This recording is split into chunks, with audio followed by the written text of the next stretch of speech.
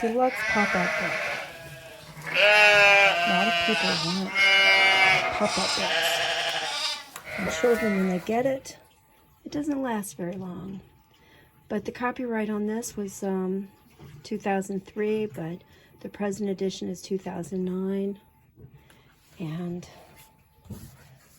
who is the person who did all the pop-up work? I don't know. Translated from the French by Richard Howard. Look at that. He almost looks like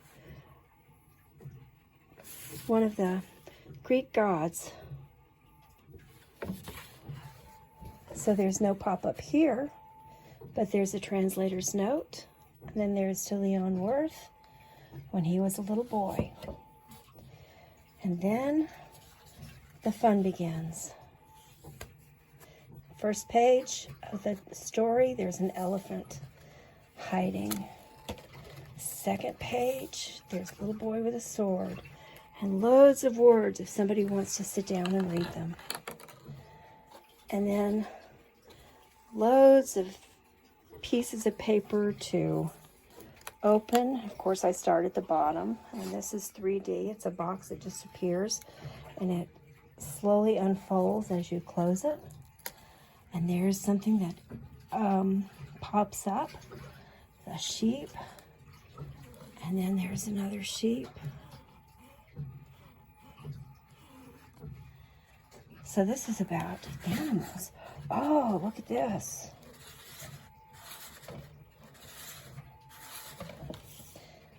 Yes, a child could tear this apart in no time flat.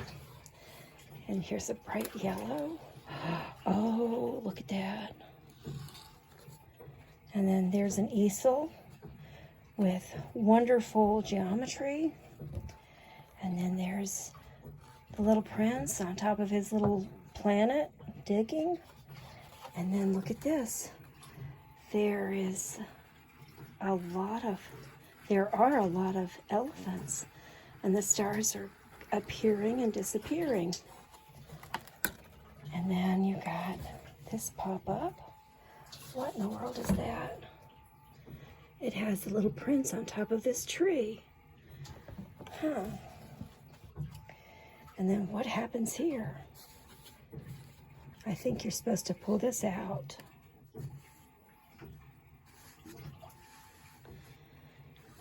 It's a lot of work for a little planet to see the sun.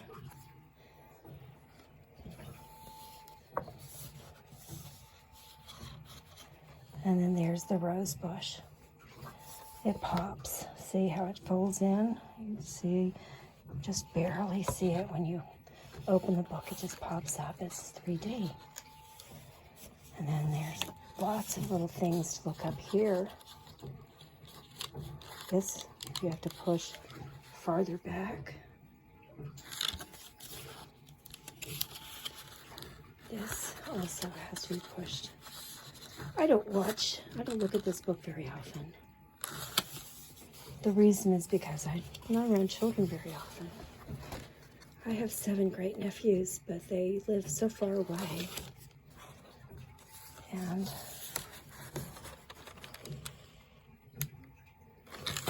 there's watering his rose. And he's digging. He's got a fence. He's got the sun. There's a pop-up. There's the king. And there's someone who looks like a clown, but we have to read the story to find out who that is. And do you do anything here? No. It doesn't move. It's just 3D. So you see this, and then there's a piece of paper underneath it, like that. And then this right here, I bet the stars go in and out again with this wheel.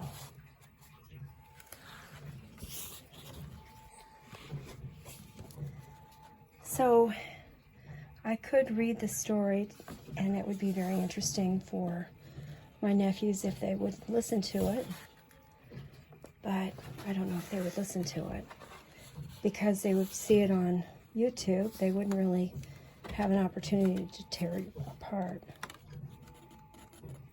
Oh, this is to make the lines move. And see, I could easily tear this apart because it's got a crease right here. Just me playing with it. Look at that. There's the rose, and there's the little prince on top of a very tall hill.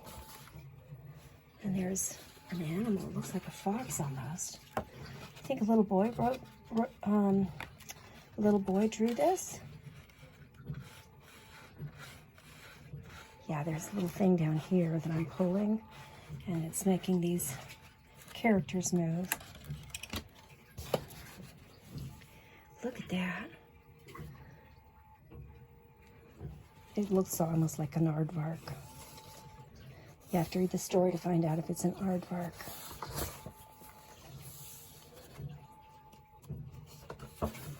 Ooh, a well. He laughed, grasped the rope, and set the pulley working. There he is. And then there's a snake that's glued on. 1 second.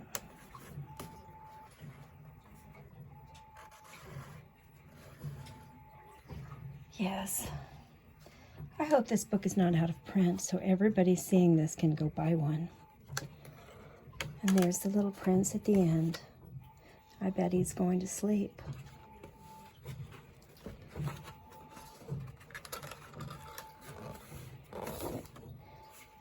For me, this is the loveliest and the saddest landscape in the world. It's the same landscape as the one on the preceding page, but I've drawn it one more time in order to be sure you see it clearly. It's here that the little prince appeared on earth, then disappeared. Look at this landscape carefully to be sure of recognizing it. If you should travel to Africa someday in the desert, and if you happen to pass by there, I beg you not to hurry past. Wait a little, just under the star. Then if a child comes to you, if he laughs, if he has golden hair, if he doesn't answer your questions, you'll know who he is. If this should happen, be kind. Don't let me go on being so sad. Send word immediately that he's come back. And this is an old book, so I don't know what that is on the back of this book, but I have to clean it off. And there he is with the stars and the planets and the birds. And then I have this little book that a little child can play with and hear the story and be done with and not tear up very easily. Children can tear up anything they want to, just like they can build and paint and create anything they want to.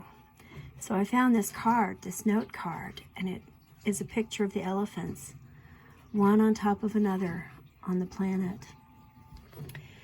And when I was a child, I went to Ridgecrest, North Carolina. I bought an elephant because my mother had an elephant collection. And then one day I saw this. It might be for incense. Incense. I'll put it on this right here. But see? Well, let's go like this. I think it's carved. And it's made out of stone. It's not made out of ivory, thank God. An elephant didn't have to give its life for this. And it's in a box. It fits it perfectly. And it probably is not very expensive or valuable to some people, but I really like it because of the elephants. And let's look at the spine. It looks like a really big book. It would take a few days to read it at nighttime, but otherwise, it's not bad. So my review of this book is that it's a very sweet book. I've enjoyed it immensely. It's not colorful. It only has yellow, green, black, gray, red, and blue. And that sounds like it's very colorful, but when you see all of the colors inside, a lot of them are not that, fantastical or bright. They're just a little accent here and there. Except for some of the yellow pages and the red pages. There's not a lot of diversity there, or detail. But I wouldn't want to make this pop-up book. That would take me quite a long time. And the person who actually does the pop-up experience, who does the artwork for the pop-up, I didn't read his name, but I'm sure it's in here. It's in this white print. So, Yves Zara of Pop-Up Cucuroods, and to Bernard Dust for the lesson on paper engineering. Color separation by IGSCP in Ile de España. Printed by Topin with priceless technical advice from Romain Calette. See, this is impossible for me to read in any other room. And there's the washing machine. The end.